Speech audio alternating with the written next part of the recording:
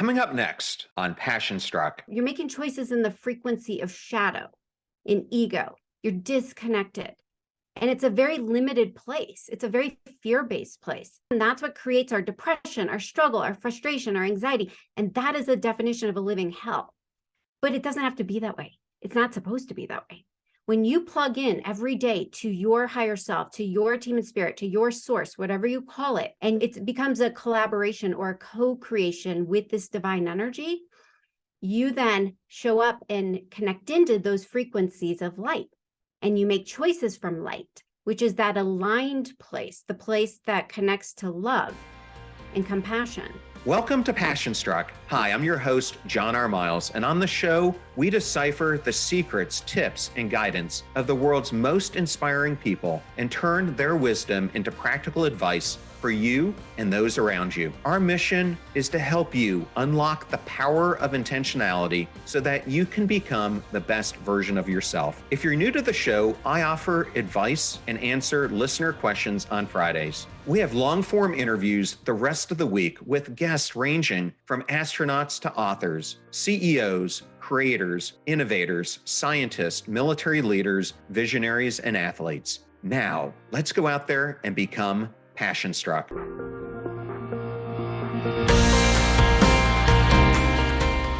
I am absolutely thrilled today to have the honor of having Rebecca Rosen on Passion Struck. Welcome, Rebecca. Thank you. I'm so excited to be here with you. You discovered that you were a medium over 20 years ago, and I understand that it started with a defining event when you were 20 years old that involved your grandmother. How did your grandmother help you to find your superpower? This is true. For the first 20 years of my life, unaware I had this ability to communicate with the dead. What happened is my grandmother took her life when I was only 10 years old.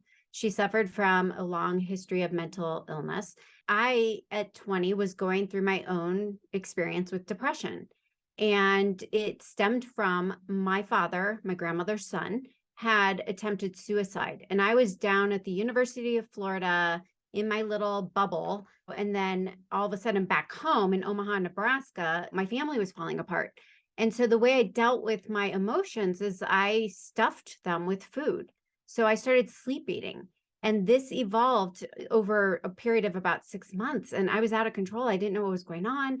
And so I was praying. I didn't even know what I was praying to. And one day when I was journaling, because journaling was always the way I worked out my feelings, my dead grandmother started talking to me. And I could hear her in my head faster than I could get it down through the writing. So it's a process called automatic writing.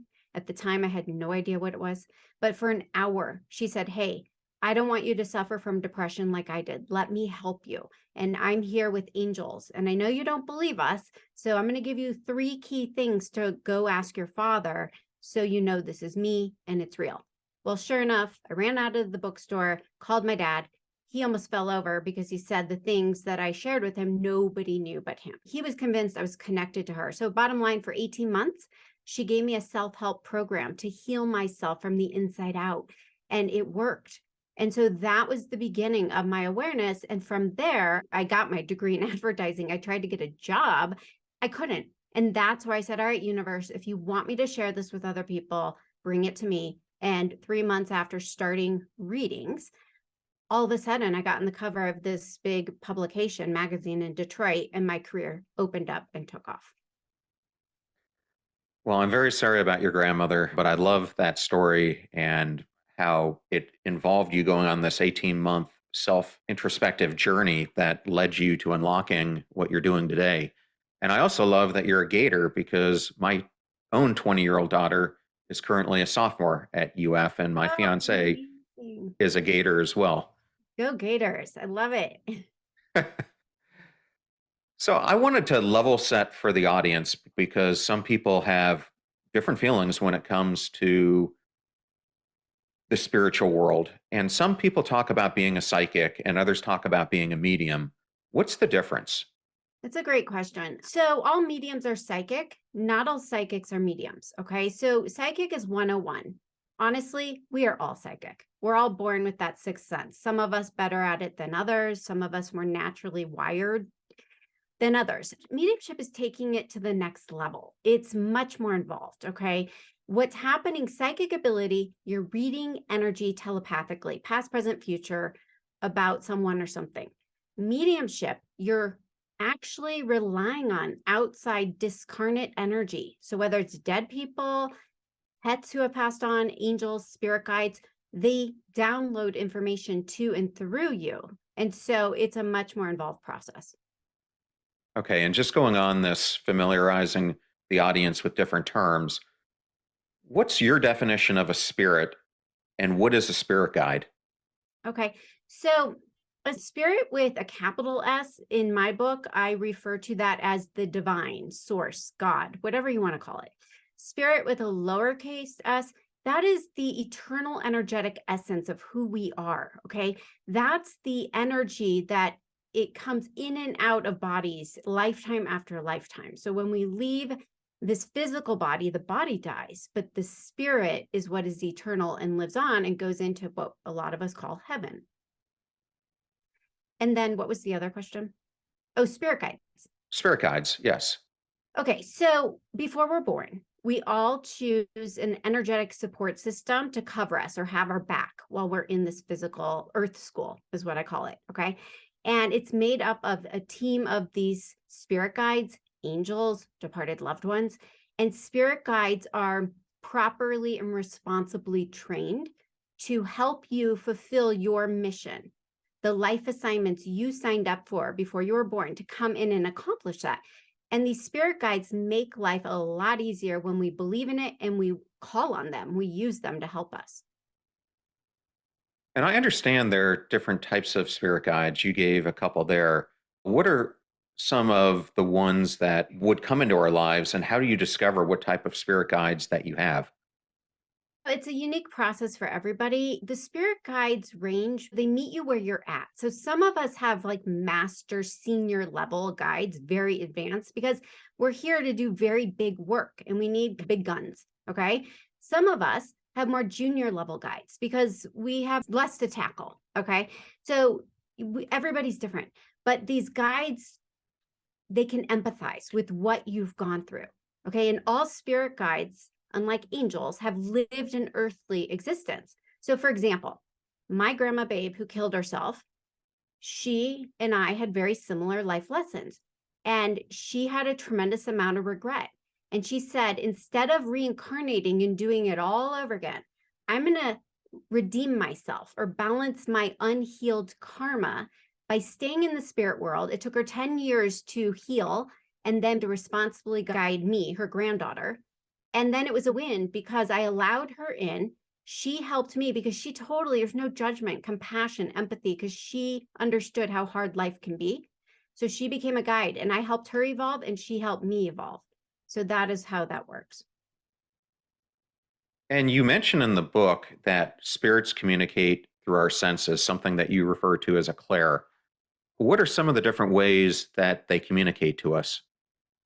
So what's happening is it's all telepathic energy, okay? And they don't have bodies, which means they don't have voices. And so what they're doing is they're intending their energy, they're impressing their energy into the human's mind and body. And then we pick up on that telepathic energy through our clairsenses. So those are your psychic senses where you tune into that frequency. So we have clairvoyance. I think everyone has heard of that. Clairvoyance really is clear seeing, which honestly, it's not even that clear. It's like when you're daydreaming or you wake up from a profound dream and you're sitting there reflecting, you can see it in your mind's eye, but you're not actually seeing it. That's clairvoyance. You have clairaudience, where you hear things in your mind's voice.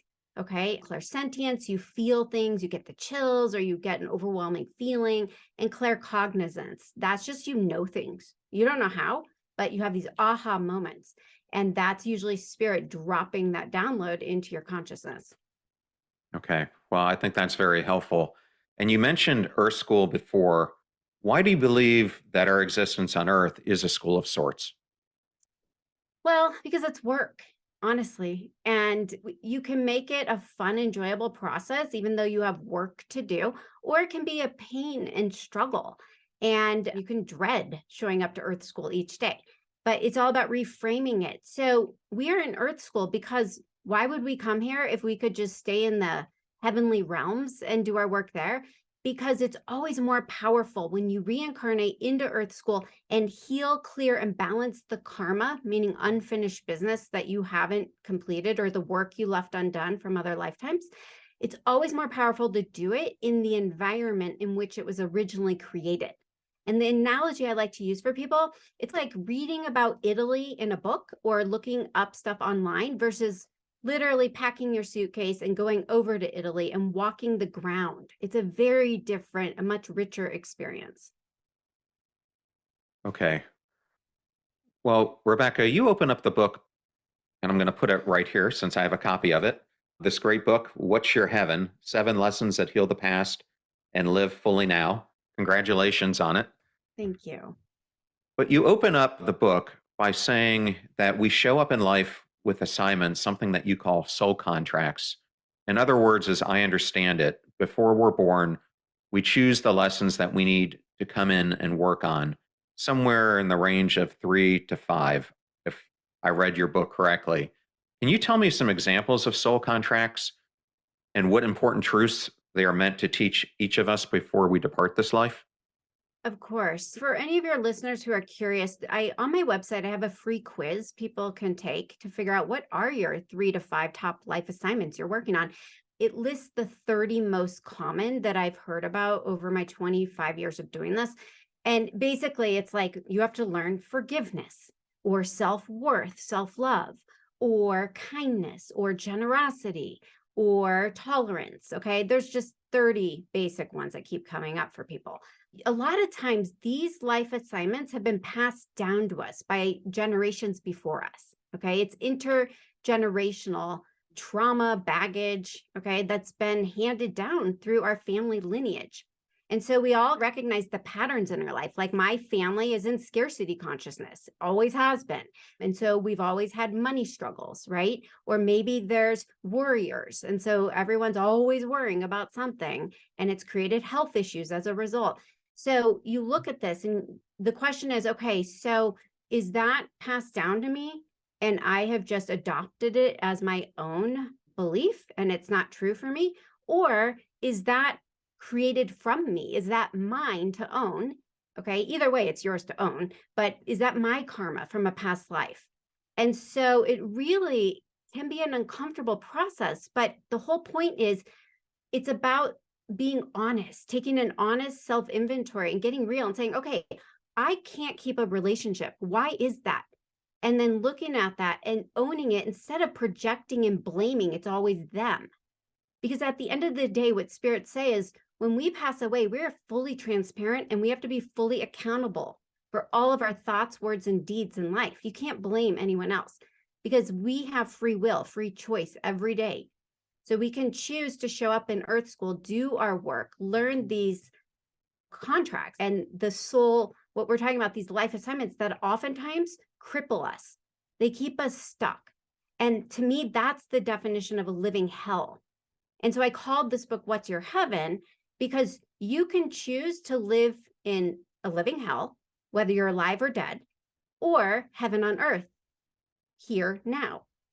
So it's all about the lens through which we choose to view all of this, through love or fear, through light or through shadow. Well, I absolutely love what you just said because this podcast is all about the power of intentional choices and the behavioral patterns that we choose in our lives. And as you just said, when we make those intentional choices towards our ego, it ends up in us having trauma and adversity and being, as you say, in the shadow.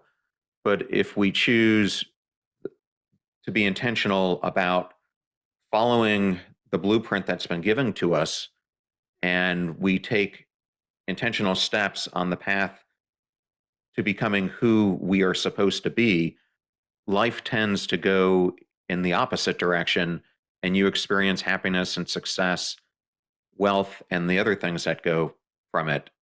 Do you think that the spirit world really plays into this, I guess you could say, blueprint that I just brought up? Oh, absolutely. Because everything is energy, whether you're alive or dead. Okay. So, spirit, whether it's our own spirit that's currently housed in the physical vessel to allow us to experience Earth School and do our work, or when we die, the spirit that goes back to this other realm, the fifth dimension, it's just energy. And so, spirit plays a huge role because when we plug into our higher self, our soul self, the part of us that's still in the spirit realm and connected to the team of spirits we were talking about, you can do your work with a lot more grace, ease, and joy because you're not in resistance. So you're not in your ego. Ego has been said, EGO, edging God out. So you're trying to do it. You're making choices in the frequency of shadow, in ego. You're disconnected. And it's a very limited place. It's a very fear-based place. And again, that's what creates our depression, our struggle, our frustration, our anxiety. And that is a definition of a living hell. But it doesn't have to be that way. It's not supposed to be that way. When you plug in every day to your higher self, to your team and spirit, to your source, whatever you call it, and it becomes a collaboration or a co-creation with this divine energy, you then show up and connect into those frequencies of light. And you make choices from light, which is that aligned place, the place that connects to love and compassion. And that's where you can still do the work, but enjoy the process and learn the lessons with a lot more ease and grace. Rebecca, I'm going to detour a little bit here, and this is something I've never really brought up on the podcast before. I was not a believer at all in any of this. And I would say at this point, about 15 years ago, I started to get this, you could call it a voice, you could call it a message, but it would show up in my dreams. It would show up when I was meditating. It would show up when I was really thinking about what my purpose was in life. And it kept telling me that you were supposed to serve the beaten, broken, bored, and battered of the world. And I kept getting this message and going, what in the world does that mean? And what am I supposed to do with this? So for a period of time, I decided to ignore it. And I have to tell you, you will not believe the trauma and adversity that I started to go through. I'm talking being scorpions falling from the ceiling and bed bugs invading my bed and my kids' beds, termite infestation throughout my whole house, Wow. another house getting flooded, then my divorce and everything. As this is going on, I wasn't happy with my career that I was on. I just didn't feel fulfilled with it. And I remember in 2015, I was attending this Halloween party that my friends put on. It was this huge event, typically had 600 or 700 people on it, but they had all kinds of different booths set up. And one of them was a palm reader. And I happened to go up to her. I didn't believe anything that they had to say.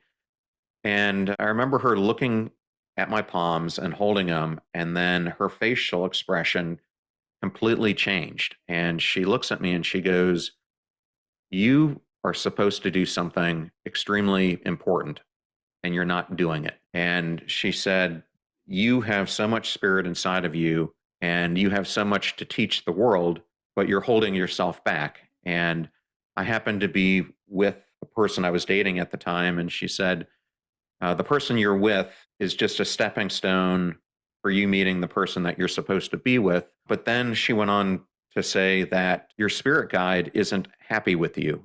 And she is very upset with the choices that you've been making along your life path. And I said, well, who is my spirit guide? And she said, it's Amy. And no one in the world knows who Amy is because she is my fiance who died when we were much younger. She died of cancer. I just felt all of a sudden this immense emotion that I had never felt before. It launched into me a period of kind of 2 years of intense introspection where I just started to really lean in. And coming out of this whole new life that I've embarked on and passion struck and everything else came about. I tell that because as you were just talking about the blueprint, I think my own example is a great one of how when we're in alignment with our blueprint, things go well. And when we're not, trauma, adversity, emotional struggles tend to hit us. So I thought I would share that. Oh, it's so beautiful and powerful. And thank you, because I think a lot of people can relate. A lot more people are waking up like this. And you were talking about all the struggles that were happening. The universe will gently, your spirit guides will gently try and wake you up and get you back on your path if you've fallen off. But when you don't listen, it starts as a whisper and it turns into a roar. I call these a shake up to wake up. It doesn't have to be that way. You don't have to have tragedy to wake you up if you start to pay attention and then follow the guidance. But I think, again, if you're in your ego, fear comes in. It's scary to wake up and start hearing this voice. And it requires you to suspend doubt and disbelief and long enough to open to the possibility maybe there is something bigger guiding me, helping me. And maybe my life is meant to be used for something bigger. And the fact when you followed it and all of a sudden things are falling into place and you have success, that's your validation that you're in alignment. So it takes a brave soul to do that. But here's the deal. We talked about doing the work. If you don't do it, you're the one who's going to be kicking yourself when you cross over. And this is why I wrote this book. All the dead people who come to me all the time saying the same things, the regrets, mistakes, frustrations, epiphanies they had only after they died to, oh my God, how did I not wake up in life and see this? Now I have to go back and do it all over again. The other thing I really want to bring up is we don't have to be perfect. We don't have to get it right all the time. We're not meant to. It's school. It's trial and error. The only thing that matters is that we learn from our mistakes. And each time we try and do and be better, that it's intention. If your intention is to be your best self, do your best work, it doesn't mean perfection.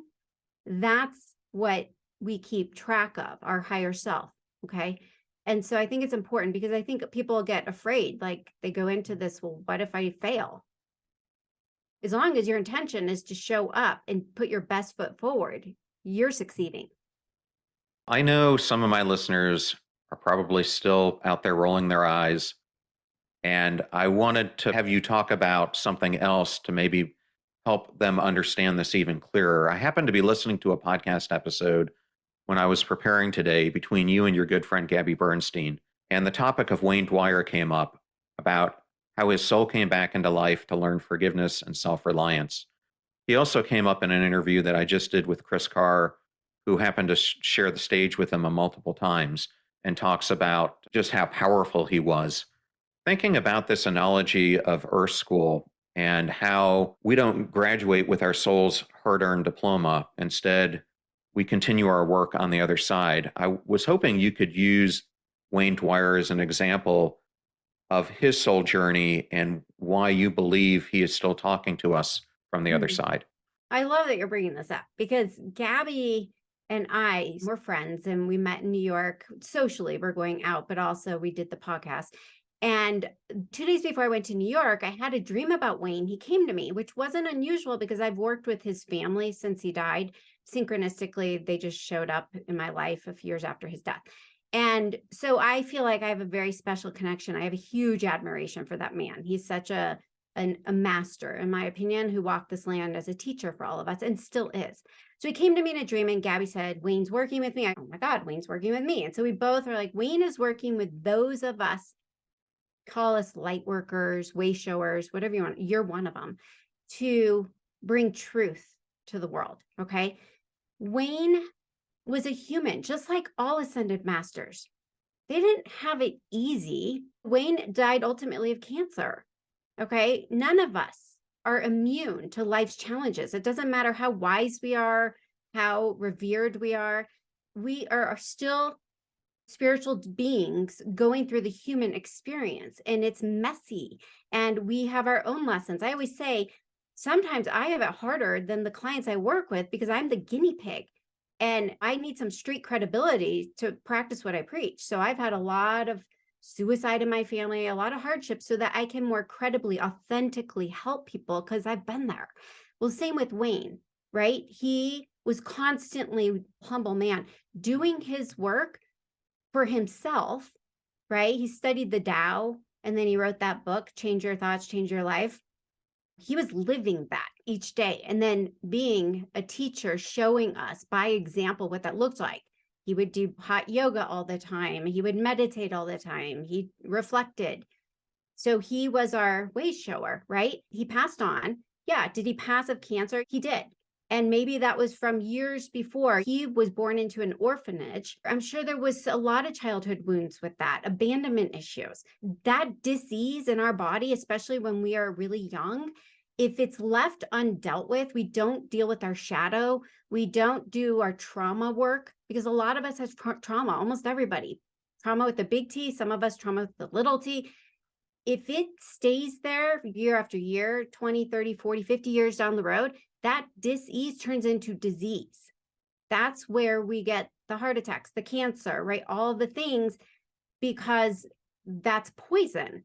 And that's the whole point. We want to dive into it and lean in, embrace it, do the work, heal it, neutralize it so that we can heal. Does that resonate? Yeah, it does resonate.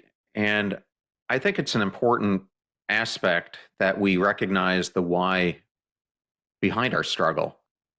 And it's interesting because when I was thinking about that, I've heard you say that you believe that we can renegotiate our soul contract.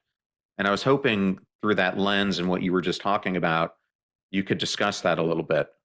Yes. So what I have learned from the other side is that we come in with this loose blueprint of the lessons we need to learn. And when we're up in the spirit world planning it, sometimes we are overly ambitious and we bite off more than we can chew.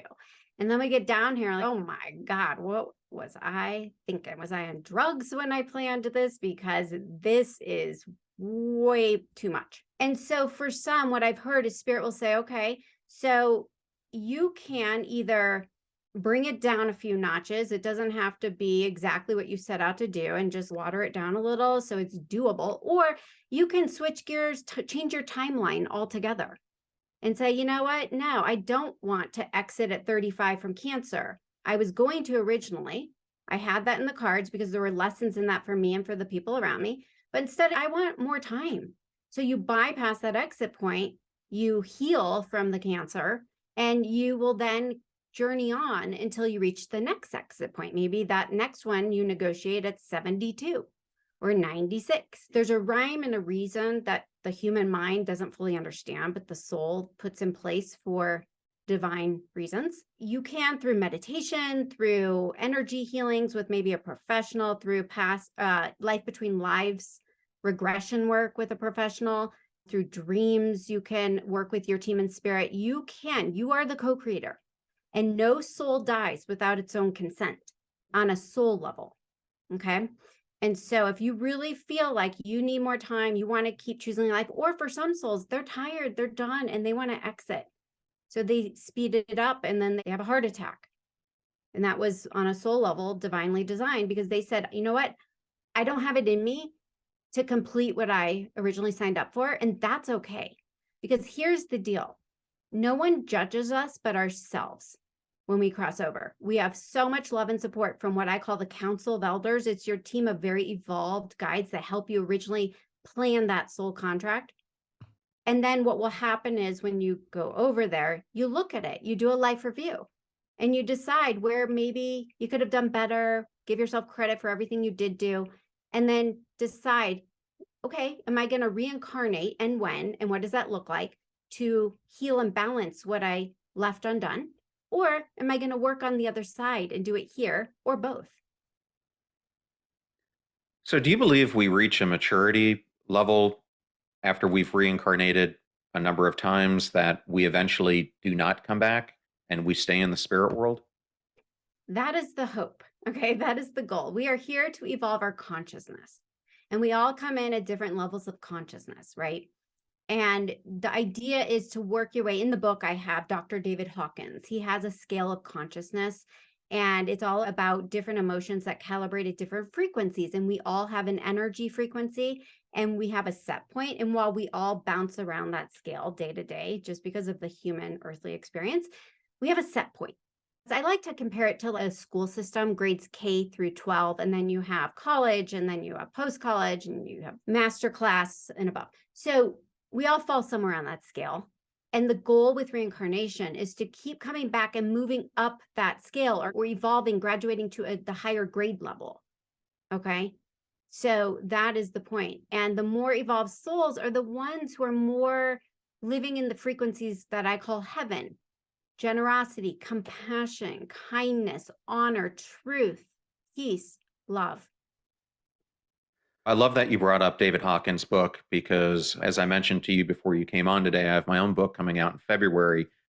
And I wrote a chapter called The Conscious Engager, which I think fits into exactly what you're talking about. But what I loved about David's book, Power versus Force, was that he created that map of consciousness, which was the first thing that I'd ever seen where someone tried to provide a concrete map of the different stages of our evolution. And the notion that you'd be able to measure your personal vibration and a quantum level of where you are on a scale of enlightenment, to me, was extremely compelling. And what I did with this chapter is I think so many people today are living in the unconscious. I call it the pinball existence. We are just bouncing off of things like we're the pinball instead of the pinball player who learns how to play the game of pinball and win it by being conscious about the actions and choices that we're making. Long-winded way to get into how do you start taking the courageous steps towards moving forward into the unknown? And what do you think stops us from taking these steps? Because I often say that the hardest choice to make is the first choice. Oh, it's so true. Oh, God, I could talk to you all day. Like everything you just said, I could talk to you for an hour because I was sleepwalking through life. That's what we do. And then we use our drug of choice to numb, and we stay stuck in that spin cycle. And that's where we react to life like the pinball versus respond intentionally from a place of empowerment. It starts with an intention. Okay. An intention followed by an invitation. And that's where you invite in your higher self, your higher team and spirit, source energy to help you. So you're going from doing this from ego to an alignment with higher self, which means plugged in as a divine co-creative process.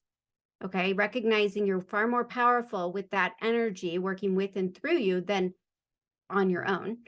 And then feeling the fear and doing it anyways. Just the other day, my husband said, you were only 20 years old when you had the courage. Back in 1997, people weren't like in awe of psychics and mediums. I was a soothsayer. It was blasphemy. I got so much pushback. It was crazy. And yet I knew I had to do this. I was so terrified the first time I got on stage in front of hundreds of people with nothing except going on faith that spirit would provide, right? When I started doing readings. But you feel the fear because your faith is bigger than your fear, okay? Or your frustration and your struggle, you're just so over it that you are so on your knees, desperate for anything. So if you can get to that place of humility where, okay, you've brought me to my knees, universe, it's okay to feel afraid or anxious or in doubt, but step forward anyways. And the best prayer you can say is, Spirit, show me the next step. Show me, guide me.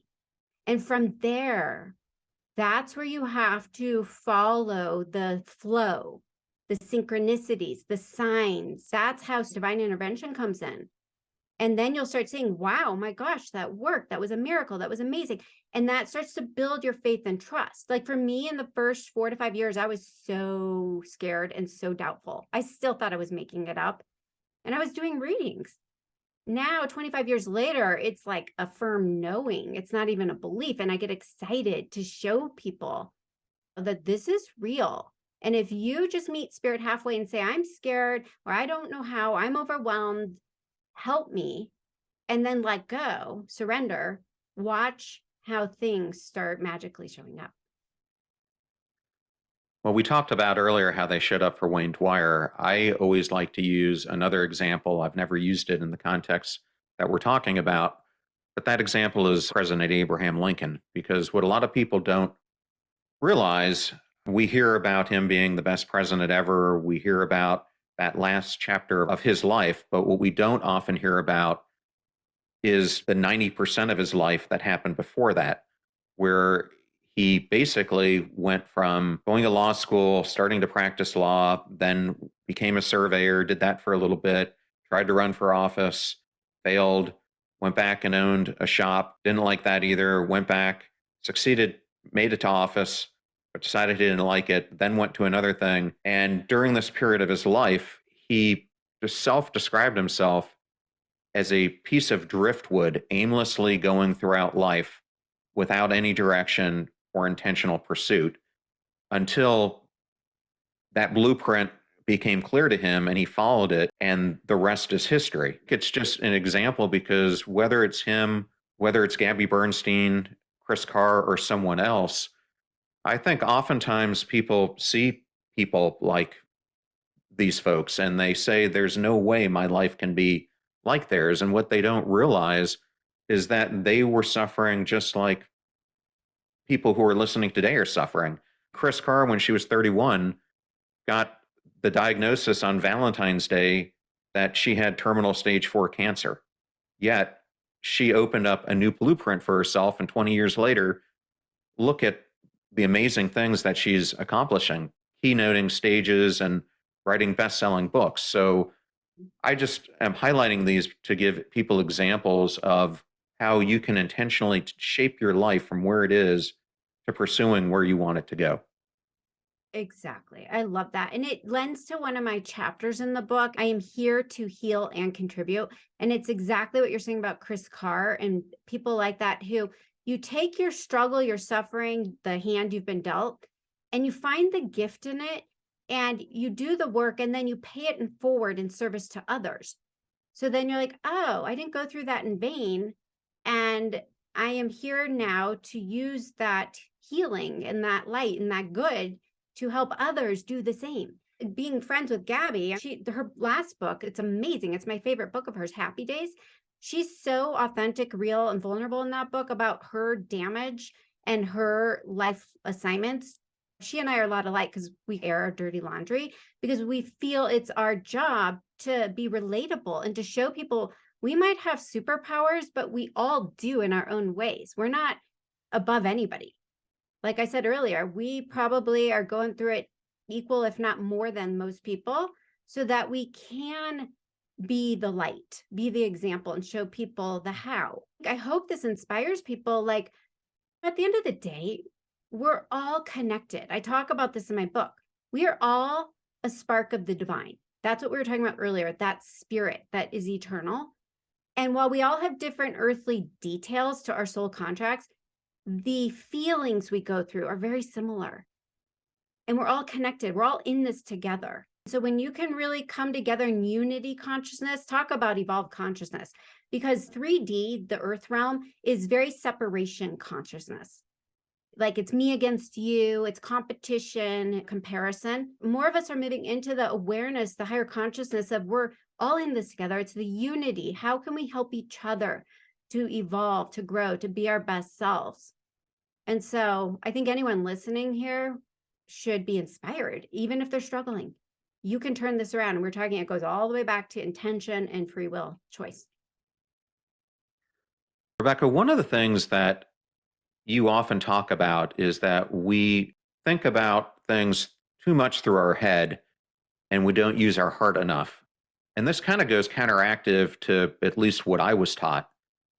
How do we get back to our truth by listening to our heart? I love that, because a lot of people try and find answers through their head. That's not where divine guidance is. Divine guidance is in our hearts because it operates through feelings. Intuition, it's the right brain. So it's imagination, it's feelings. And so we have to, I think the biggest thing, because I think to some degree we're all wired to show up each day and start operating from our head, but it's to be intentional and say, I'm going to spend 5 minutes and start my day breathing, getting present, and literally imagining this energy dropping into my heart. And then from the heart, then I always say the 1-2 punch is usually using intellect and intuition. So head and heart, because you want to make responsible choices, right? So our mind, our ego, they are there to serve us, just not enslave us. And so how do you get into your heart? Tune into how you feel. It's that simple. Really stop numbing, stop avoiding, stop busying yourself, going from thing to thing. I'm guilty of this, trust me, especially when I've had too much caffeine. Don't set yourself up for failure. If you really have a hard time sitting still, being present and feeling, maybe don't sit still. Go for a walk, go for a moving meditation, go for a bike ride, go for a hike. And then in that place, try and find stillness and be present, and then tune into how you feel. And then I promise you, your intuition will start to open up. Yeah, I know a lot of my friends and people who know me always ask, why in the heck do you get up at 4:45, 5 o'clock in the morning? And the reason I do it is for a lot of the reasons that you were just talking about, is there's something about the stillness of that time in the morning. I just love going outside and just experiencing nature. I spend the first 20 or so minutes walking my dog without listening to anything and just trying to tune in to the universe around me. And it's during that time that I do meditation and try to set my intentions for the day on how I want to live it with excellence and passion and purpose, so that I'm not wasting the day, but I'm using it to make an impact on other people's lives. But I don't think we do things like that enough. We don't let ourselves align on a daily basis to a vision that we want to achieve. And it's hard. It took me a year or so of practice to start getting into the habit of eventually doing this every single day. What are some ways that a listener could start from your research doing this and living their life through more of this intentional lens by starting to let the universe come into them and letting it guide them? I think you just said it. The most important thing Spirit has shown me is really wake up each day, whatever time you wake up. I agree with you. I think early morning, the veil between heaven and earth is a lot thinner. It's a lot easier to tune in to your higher self and your loved ones in spirit early morning, like 3 to 6 a.m. Okay. It's kind of magic time. And so, whatever time you do this, though, start your day intentionally. 5 minutes a day. One thing I started with was I would lie in bed before I even lifted my head from the pillow, and I would invite my team in, because the law of free will says spirit can't align and help and serve you unless you give spirit permission. So I give you permission, however you want to say it. Thank you for being with me today. Set your intention to have a magical day. I call it a day of heaven on earth, or a blissful day, grace, ease, and flow. Okay. Because then you're calling in the intention. You're going to align with that. And then what we think about, what we believe will be reflected to us in the 3D world throughout our day. But going outside, connecting to the earth is so healing. It's called earthing or grounding. So it really is amazing if you can walk barefoot, take your shoes off, go stand in the grass or at the beach if you're lucky enough to be there. That's my heaven on earth. And then really put your feet on the earth, whether you're walking or standing still, or lay on the earth and connect. It's the Schumann resonance. Okay. It's the heartbeat of Mother Earth. It soothes you. It clears you. It drains our negative energy. The negative ions, which are really positive, and they raise your frequency. They clear your vibration. Start your day that way. I love what you said about you just walk your dog without any interference or distractions. I think so many of us are afraid to be quiet and be still because we have so many demons inside of us, so many regrets, fears, frustrations, guilt. Be having compassion with ourselves, we all have it. So let it come up, feel it, lean into it, because you got to feel it to heal it, to release it.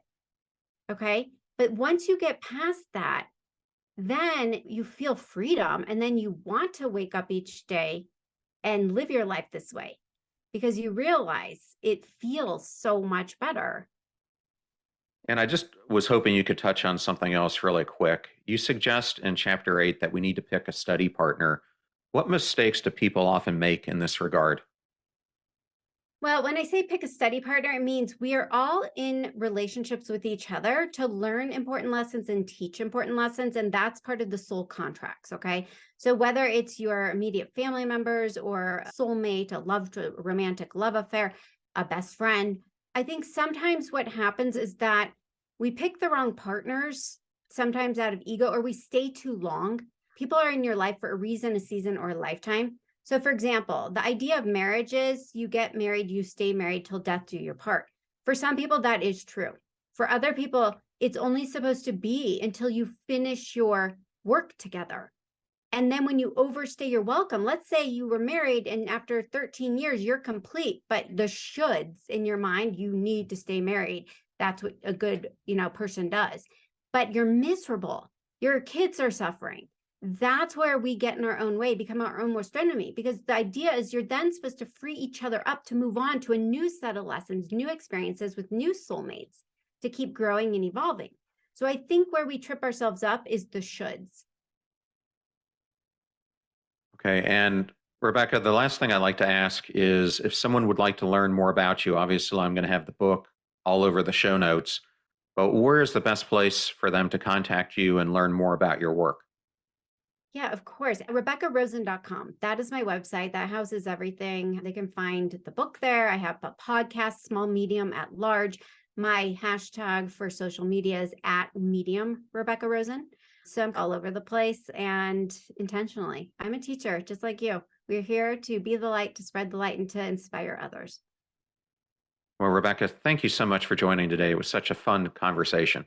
It was. Likewise. Thank you so much for having me. I thoroughly enjoyed that interview with Rebecca Rosen, and I wanted to thank Rebecca, Harper Wave, and Jessica Retta for the honor and privilege of having her appear on the show. You're about to hear a preview of the Passion Struck podcast interview that I did with Jason Harris. As the founder of Mechanism, a leading advertising agency, Jason has become a beacon of soulful persuasion, showing us that anyone can become a true artist in their own right. We discuss his best-selling book, The Soulful Art of Persuasion. It's about learning storytelling.